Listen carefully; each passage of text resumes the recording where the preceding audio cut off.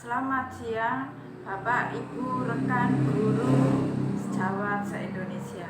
Saya Bani Ima Gasong dari SMKN 1 Delanggu, calon guru penggerak angkatan 9 kelas 332B. Di sini saya bersama rekan saya Bu Titik Madianti, guru bahasa Inggris di SMKN 1 Delanggu. Saat ini saya bersama Bu Titi akan mempraktekkan coaching untuk supervisi akademik, di mana saya berada pada sesi 3, yaitu pada sesi pasca observasi. Di dalam pasca observasi ini saya akan mengambil percakapan antara supervisor, yaitu saya, dan Bu Titi sebagai guru, di mana nanti saya akan menilai terkait tentang data observasi, menganalisis pembelajaran yang telah dilakukan, kemudian umpan balik Bu Titi sebagai guru yang akan melakukan coaching dengan saya, kemudian rencana pengembangan kompetensi.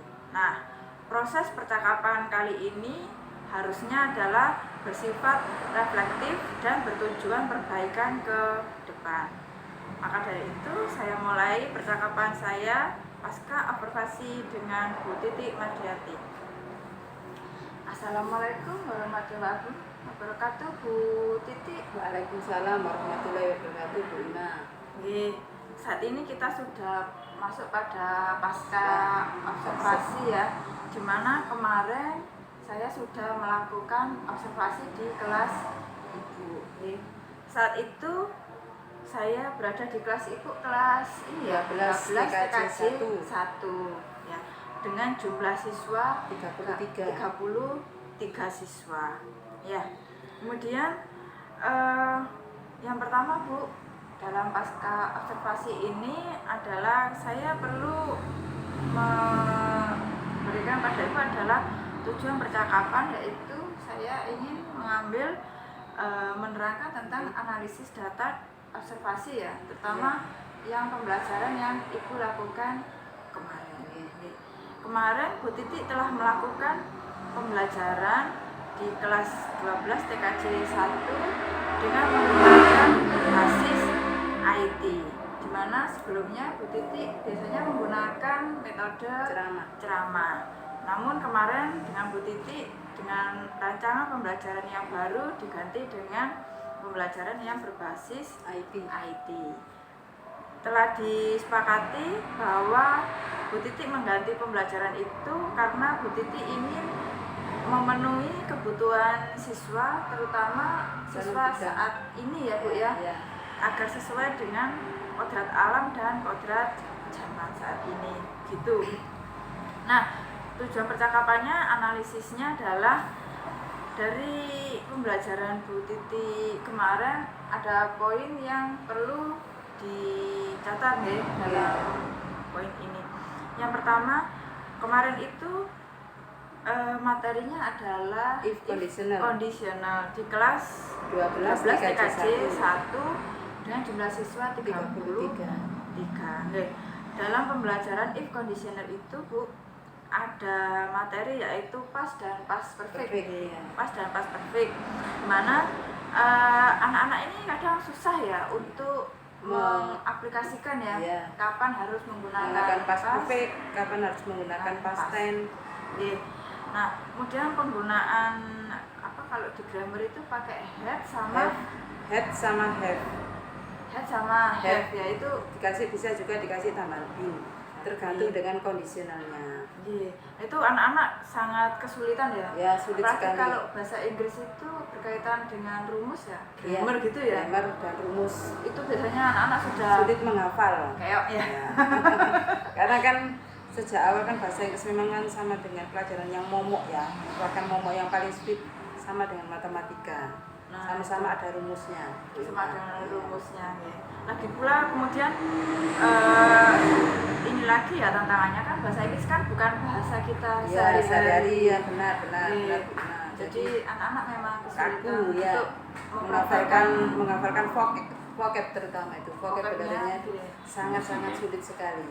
Nah, kemudian tadi itu ini ya, tentang penggunaan if conditional Ya. di Di kelas 3. di kelas 3 past dan past Past perfect. dan past perfect. Iya. Kemudian tapi Bu Titik sudah menyikapi kesulitan siswa tadi dengan menggunakan pembelajaran yang berbasis Berbasis IT. IT. Jadi anak-anak diarahkan menggunakan HP masing-masing ya kemarin ya. itu ya. Menggunakan HP masing-masing, kemudian menggunakan aplikasi apa Bu? Canva biasanya dan ya, Canva dan apa bisa juga PPT ya, Iya. berbentuk PPT, bisa juga poster. Pokoknya yang intinya itu memudahkan siswa untuk hafal. Nah, Itu, Bu Ina. kemarin Bu Titi sudah melakukan pembelajaran berdiferensiasi. Ya, Saya oke. lihat itu sudah lengkap, bisa dinilai diferensiasinya. Dimana tadi kontennya Bu Titi sudah memberikan pembelajaran itu menggunakan PPT. PPT bisa juga Iya. Snake and Ladder itu Snack bisa. ladder. Nah, Iya. saya kemarin tertarik Bu dengan snack ladder. Snack ladder itu kalau bahasa kita itu kan ular Ular tangga. Nah, itu tertarik juga karena kan dengan begitu kan anak-anak ini ada aktivitas fisik ya, Ya, yang ada mereka fisik untuk merespon lakukan ya. untuk merespon dia biar semangat untuk mempelajari if conditional itu. Iya, jadi tidak hanya sekedar Menghafal, menghafal gitu. dan Jadi ada ceramah, aktivitasnya aktivitas. ya, ada aktivitasnya pakai ular tangga. Kan kalau permainan ular tangga itu biasanya sudah biasa dilakukan ya sama anak-anak ya Bu. sama anak-anak. Kita cari yang istilahnya itu mudah, permainan yang mudah, yang menarik ya, sehingga anak-anak itu tidak bosan dalam pembelajaran bahasa Inggris. Iya. Yang menarik lagi permainan yang sudah biasa dilakukan itu tadi di-matchkan dengan pembelajaran bahasa IT. Inggrisnya itu bagus sekali Bu. Kemudian prosesnya juga Bu Titi kemarin sudah membuat kelompok Ya, saya ya. bentuk kelompok itu, Iya. kelompok-kelompok dari anak yang tidak bisa, terus bisa, dan lebih bisa itu. Jadi umpamanya seperti apa? Cukup, tinggi, apa Bu Ima? Iya, cukup, kurang, kurang, sama tinggi. dan tinggi. Tuh.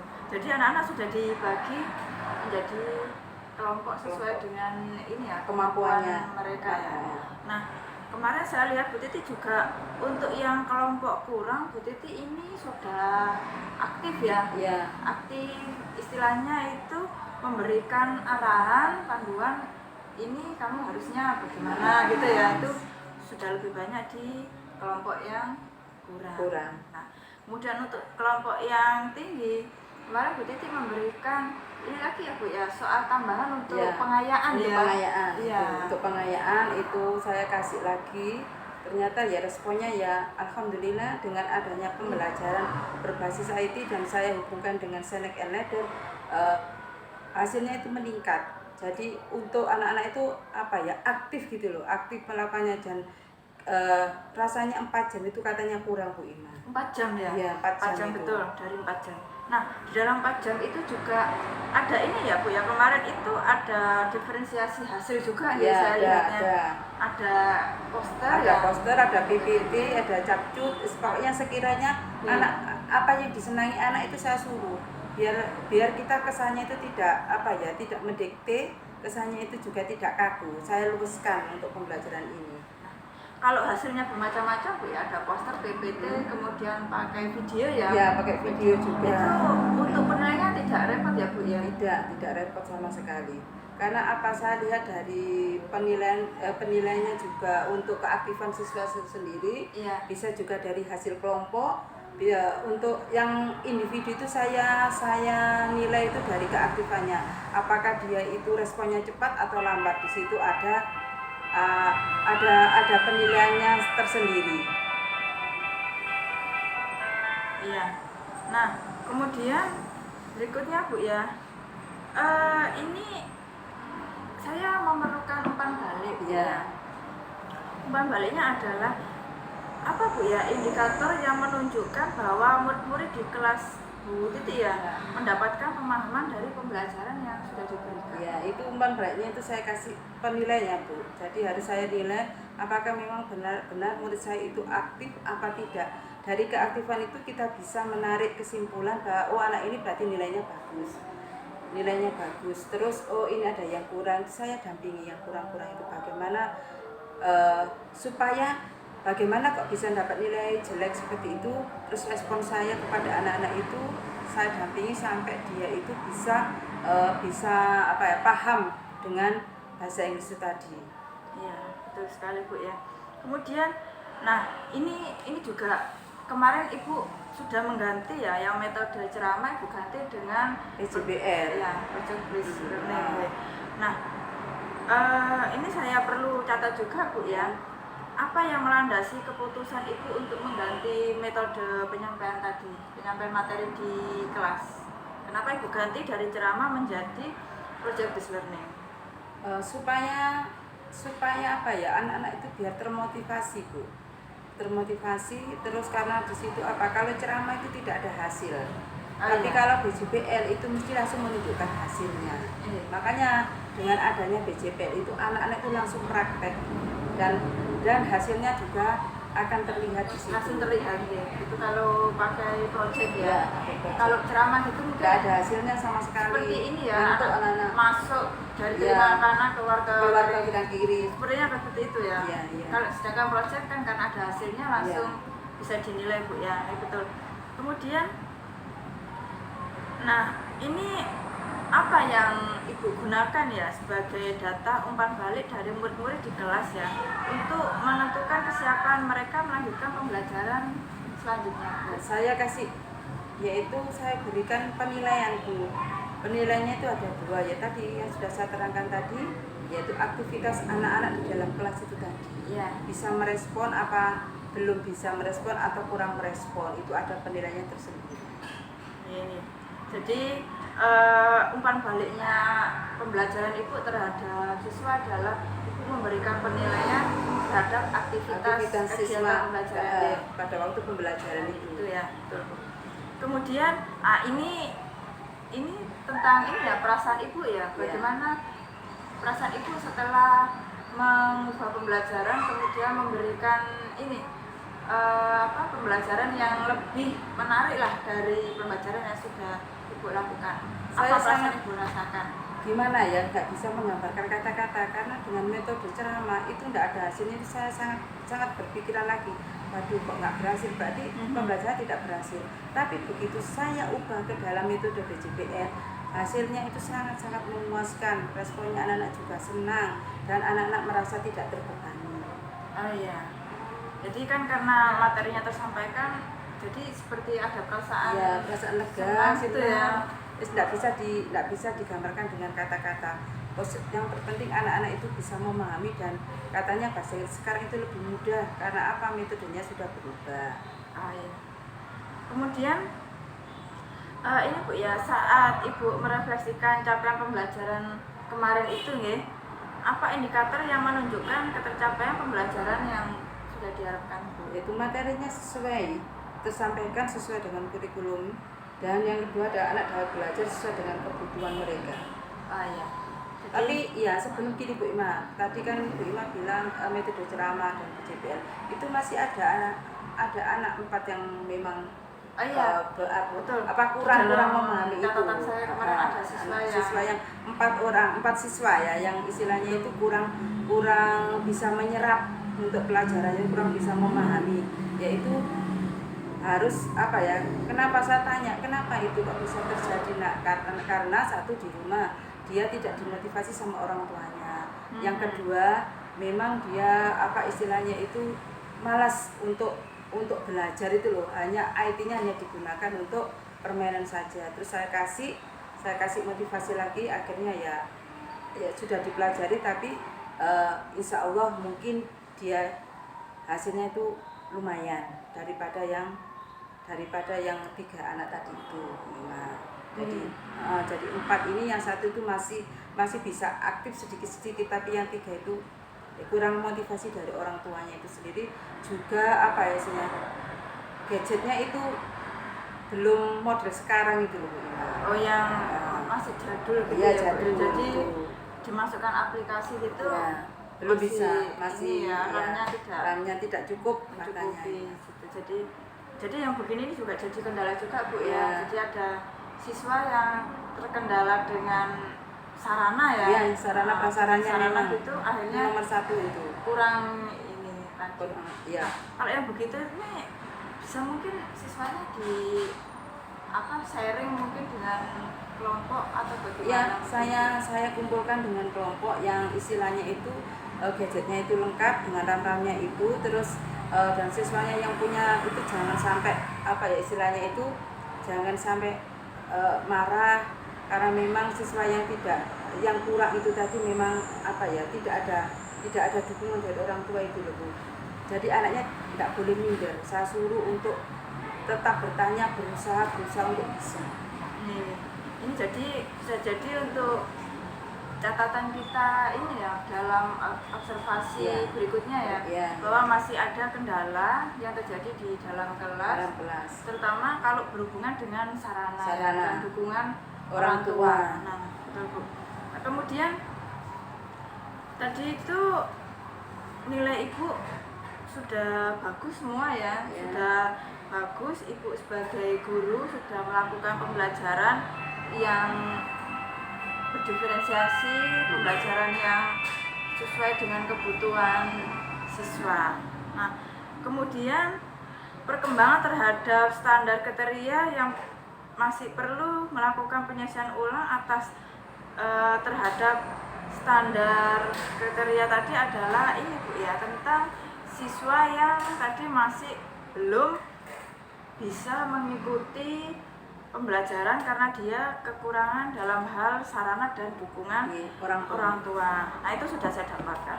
Nah, Bu, ini saya mau ini ya, dari kegiatan kita ya selama 3 sesi ini, pra observasi dan hari ini pasca observasi.